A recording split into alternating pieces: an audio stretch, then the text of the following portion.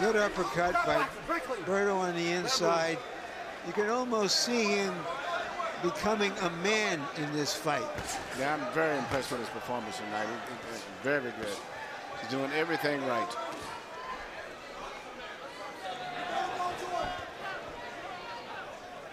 Stop boxing, break lane, let him go.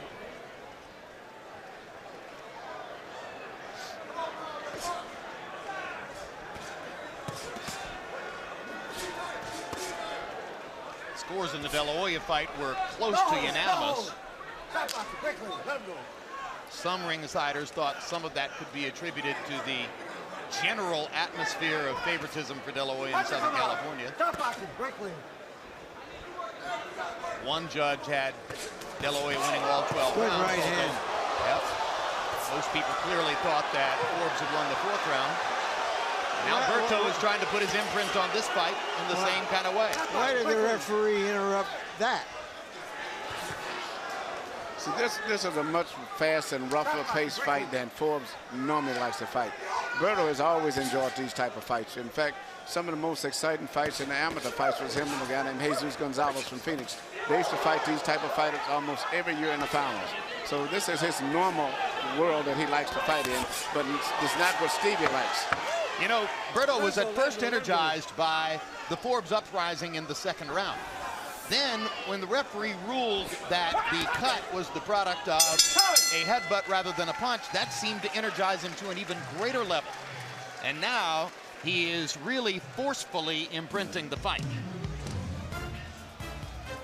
And we showed you Shane Mosley earlier in his dressing room in preparation for Ricardo Mayorga. Here's a look at Mayorga. And eventually, we're going to show you a tail of the tape. Will show you that Mayorga weighed in at 153.5 pounds yesterday, and unofficially earlier this evening when he went into the dressing room weighed 170 pounds on our unofficial HBO scale, putting on, in other words, about 12% new body weight overnight. Now, when he weighed 153.5 against De La Hoya in 2006, he ultimately was fined $100,000 by the Nevada State Athletic Commission for having taken diuretics. One print reporter who does a lot of visiting to gyms around here said that he saw Mayorga sparring Tuesday night, 4 days ago, trying to get into weight and shape to prepare for this fight. But at the same time, at our fighter meetings yesterday, he was the first fighter we've ever interviewed who went immediately to the dining table, the food table, and stuffed himself with salads before the weigh-in. So he must have known that he had made the weight comfortably. Somehow or another, Berto in the last 2 rounds has a punch connect advantage, according to CombiBox, of 35-15, just to statistically mark the degree to which he is now pulling away from Steve Forbes. I question that number because I think a lot of the punches were grazing or landed on gloves. You're right. He throws punches with such intensity and speed that it creates excitement even if they don't land. And that's why it takes a very intelligent judge to really study his punches and see which punches actually land. No hold, no hold. Berto, no hold.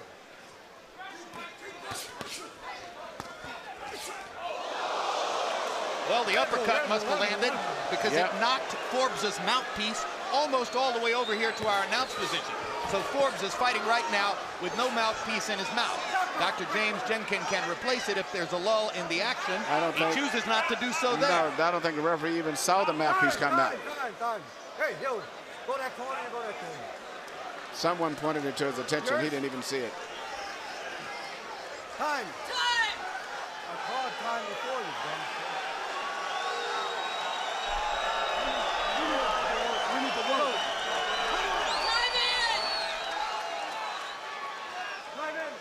Go. This referee, incidentally, is Dr. James Jenkin. I don't recall seeing a doctor act as a referee. Do you? No, and he's doing a good job tonight. He's letting the guys fight their way out. He's not doing a lot of excessive, interfering with the fighters. He's letting them, work inside. Punch it, come on, work it. No hold. Let him go, boy. crowd got a chance to cheer during the pause for the spectacle of watching Forbes' mouthpiece go high into the air before landing on the canvas. See, there was a good indication. He missed the right, came back with the left. Everybody went, wow. And Forbes had blocked the shot.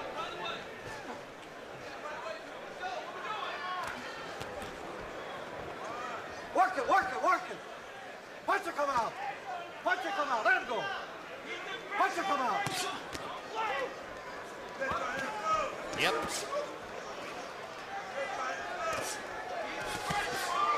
From the early surprise, the fight is now settled into a pattern.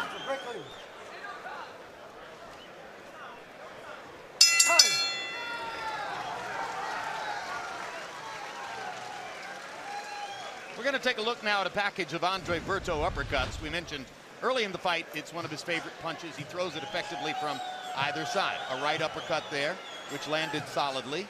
You heard the discussion about how Berto's hand speed can sometimes cause you to believe that a punch may have landed when in fact it didn't. But these aren't glancing blows. These are solid shots which are ripping Forbes' head up with every contact.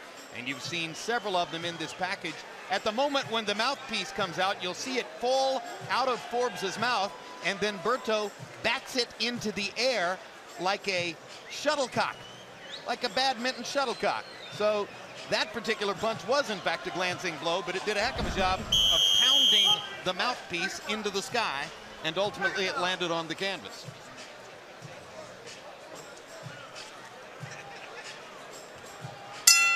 CompuBox numbers in the 8th round: Berto 13 out of 50, Forbes 5 out of 40. Forbes' punch output and connect percentage is dropping over the course of the past few rounds, and 5 out of 40, that's his lowest offensive output round of the fight. This is why many of our senior citizen fighters prefer to fight other senior citizen fighters rather than young, dynamic, hungry fighters like Berto. Let him go, let him go. Work it. No hold, no hold, work it.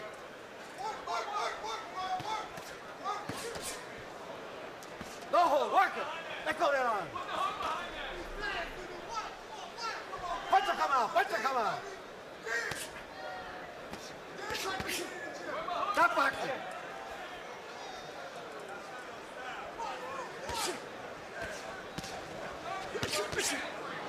Berto was a big favorite to win this fight tonight, and right now he's justifying those big odds. Yeah, he's fighting a very good fight, and he's exploding, and then he takes his little rest inside, and then he explodes again, and he takes him a little rest inside. And he favors that little chopping right hand on the side of the head to make you bend your head down, and then he takes the same right hand and tries to hit you with the uppercut after he makes you bend your head down. There's considerable doubt as to how Berto could function against taller welterweights in the division, such as Antonio Margarito or Paul Williams. There's that uppercut again. He's just about the same height as Miguel Cotto, though, and Carlos Quintana and some of the other guys who are quality fighters in this division. Palazzo is maybe a half-inch taller, an inch taller, but not much more. And so therefore, Berto can be expected to look to succeed as much as possible against the guys in his size range, and probably to avoid for as long as possible confrontations against the Margaritos and Williams of the world. Extremely big welterweights. You know, years back, this was the standard weight division when you look at the guys back in the 50s and 60s. And I don't know, maybe it started with Tommy Hearns, and those type guys were very big guys, and it's continued to be guys.